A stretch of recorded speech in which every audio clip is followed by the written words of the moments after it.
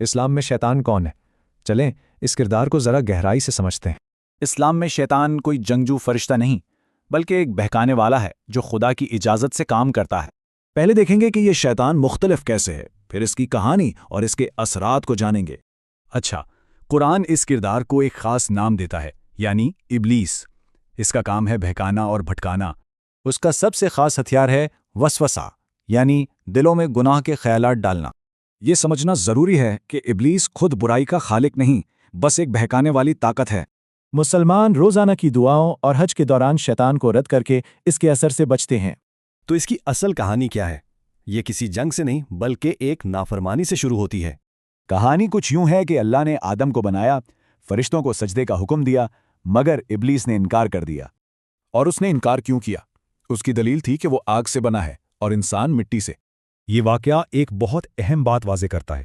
خدا برائی کو صرف ہونے نہیں دیتا بلکہ اس کی اجازت بھی دیتا ہے۔ یہاں سے ایک بڑا سوال اٹھتا ہے، ابلیس فرشتہ تھا یا جن؟ قرآن میں ہی دونوں طرح کے اشارے ملتے ہیں، کچھ اسے فرشتہ بتاتے ہیں، کچھ جن۔ ایک نظریہ یہ بھی ہے کہ وہ ایک عبادت گزار جن تھا جو فرشتوں کے ساتھ رہتا تھا، پر ان میں سے ایک نہیں تھا۔ شروع کی اسلامی صدیوں میں بہت سے بڑے علماء کا یہی ماننا تھا کہ وہ اصل میں ایک فرشتہ تھا۔ لیکن آج زیادہ تر مسلمانوں میں یہ بات متفقہ ہے کہ ابلیس فرشتہ نہیں بلکہ ایک جن تھا۔ لیکن کہانی میں ایک اور دلچسپ موڑ بھی ہے، اور وہ ہے اس کی صوفیانہ تشریح۔ تو کیا اس کا انکار صرف تکبر تھا؟ کچھ صوفیہ نے اس کی ایک بالکل ہی الگ تشریح کی۔ ان کے مطابق ابلیس سب سے بڑا توحید پرست تھا۔ وہ خدا کے سوا کسی کو سجدہ نہیں کرنا چاہتا تھا، بھلے اس کے لیے لعنت ہی کیوں نہ سہنی پڑے۔ مذہبی بحث سے آگے بڑھ کر دیکھیں تو ابلیس کا ثقافت، فن اور کہانیوں پر بھی گہرا اثر ہے۔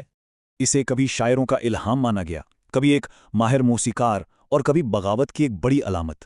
تو آخر میں یہ سوال رہ جاتا ہے کہ خدا کی مرضی سے بہکانے والا کیا واقعی برا ہے یا اس کے منصوبے کا کوئی ضروری حصہ؟